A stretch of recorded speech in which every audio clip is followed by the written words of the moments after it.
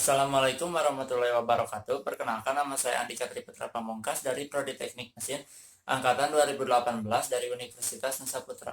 Seperti biasa, saya ingin berbagi sedikit ilmu mengenai relay dan aktuator hidrolik. Relay adalah sebuah komponen yang dapat mengimplementasikan logika switching di dalam dunia elektronik.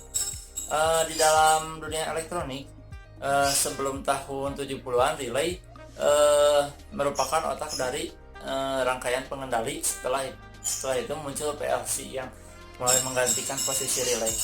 Secara sederhana, relay elektromekanis ini didefinisikan sebagai berikut. Yang pertama yaitu alat yang menggunakan gaya elektromagnetik untuk menutup atau membuka kontak saklar. Yang kedua ada saklar yang digerakkan secara mekanis oleh daya atau energi listrik. Selanjutnya, relay merupakan saklar atau switch yang dioperasikan secara listrik dan merupakan komponen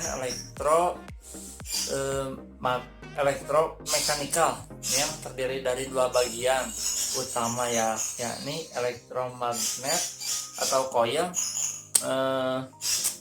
dan mekanikal seperangkat kontak saklar atau switch.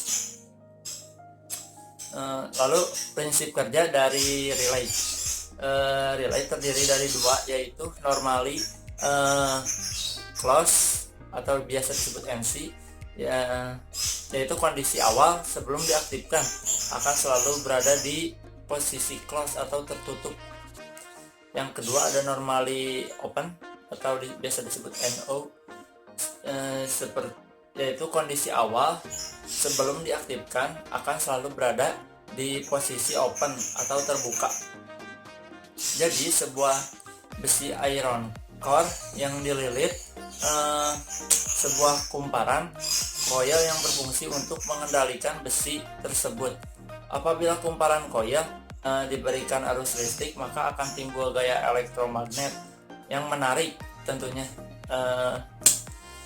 armatur untuk berpindah dari posisi sebelumnya normally close ke normally open, sehingga menjadi saklar yang dapat menghantarkan arus listrik di posisi barunya, yaitu normally open. Lalu selanjutnya ada fungsi relay. Beberapa fungsinya yaitu digunakan untuk satu, remote control; dua, bisa dipakai penguat daya; yang ketiga, proteksi tegangan; yang keempat, pengatur putaran motor DC, dan lain-lain.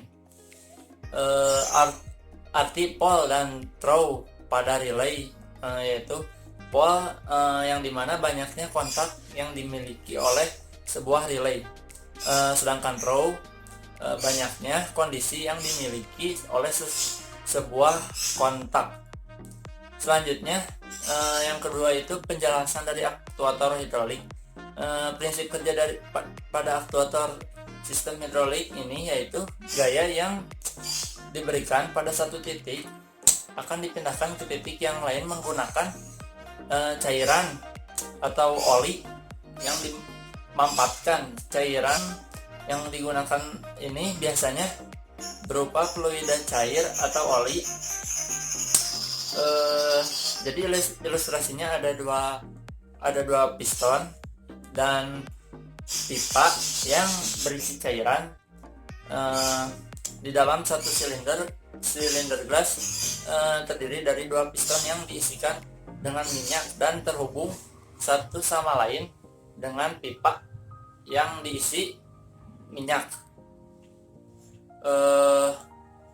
Jika diberikan gaya ke bawah pada piston, maka piston yang kiri, maka gaya tersebut akan ditransmisikan ke piston yang kedua, yaitu yang sebelah kanan.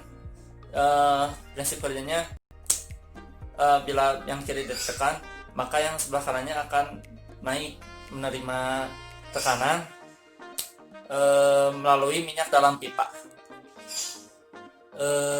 Selanjutnya komponen hidrolik. Yang pertama ada pompa.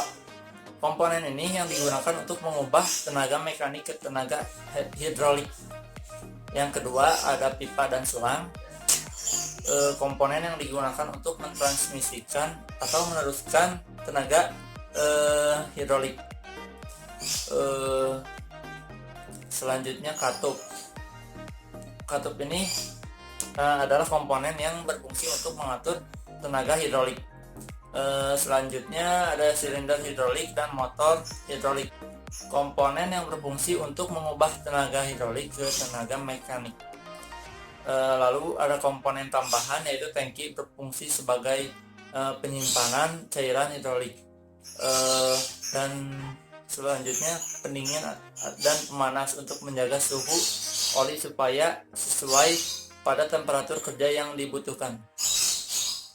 Lalu ada filter hidrolik yang dimana fungsinya untuk menyaring kotoran dari oli hidrolik tersebut. Selanjutnya ada alat ukur tekanan untuk mengatur tekanan sistem pada hidrolik. Yang terakhir flow meter.